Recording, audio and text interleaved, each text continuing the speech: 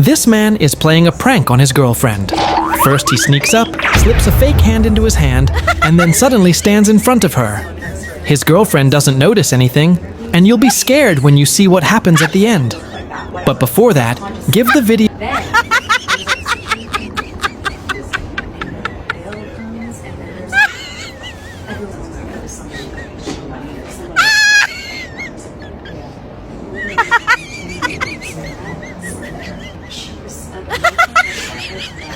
I was like, did you? So yeah, I was like, that night or anything.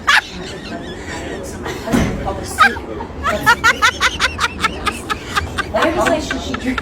No, just a lot. She was like, these moms. Like, she literally was like, probably so like shook about it, and like from that point on, just was like straight. She like wrote me a letter, like yeah, no, like she did that, yeah.